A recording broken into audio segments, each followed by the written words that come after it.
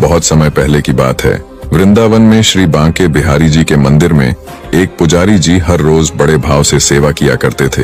वे रोज बिहारी जी की आरती करते, उन्हें भोग लगाते, शयन कराते और अंत में भगवान के बिस्तर के पास 4 बूंदी के लड्डू रख देते थे। उनका यह भाव था कि यदि रात में बिहारी जी को भूख लगे तो वे उठकर खा सकें। हर सुबह जब मंदिर के पट खुलते तो भगवान के बिस्तर पर प्रसाद बिखरा मिलता था। पुजारी जी को विश्वास था कि भगवान सचमुच आकर लड्डू खाते हैं। लेकिन एक दिन बिहारी जी को शयन कराने के बाद पुजारी जी लड्डू रखना भूल गए। जैसे ही मंदिर के पट बंद किए और वो घर पहुंचे, उन्हें अचानक याद आया, अरे आज तो मैं लड्डू रखना ही भूल गया। वो बेचैन हो गए। रात बहुत हो चुकी थी, सब दुकानें बंद हो गई थीं।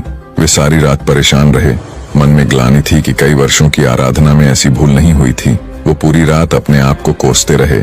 इसी बीच उस तरफ आधी रात को वृंदावन की एक महिला जो बूंदी के लड्डू बनाकर अपनी छोटी सी दुकान पर बेचती थी।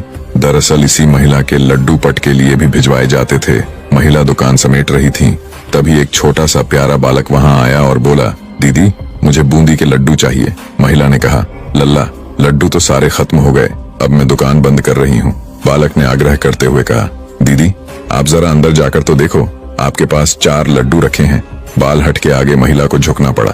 महिला अंदर गई और देखा तो सच में एक थाली में 4 लड्डू रखे हुए थे। वे आज मंदिर नहीं भेज पाई थी। उन्होंने कहा, लल्ला लड्डू तो मिल गए, पर पैसे? बालक बोला, मेरे पास पैसे नहीं है, और झट से अपने हाथ से सोने का कंगन उतारा और महिला को देने लगा।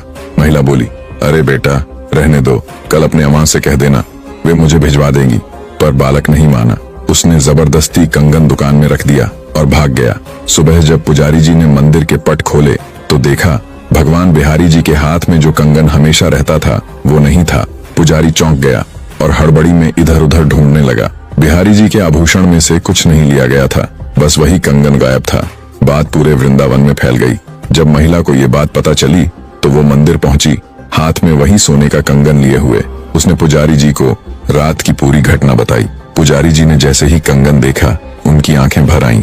वे समझ गए कि जब भक्त अपनी सेवा में कुछ भूल जाए तो भगवान खुद उसकी सेवा पूरी करने आ जाते हैं। उन्होंने क्षमा के आंसू लिए भगवान के चरणों में नमन किया।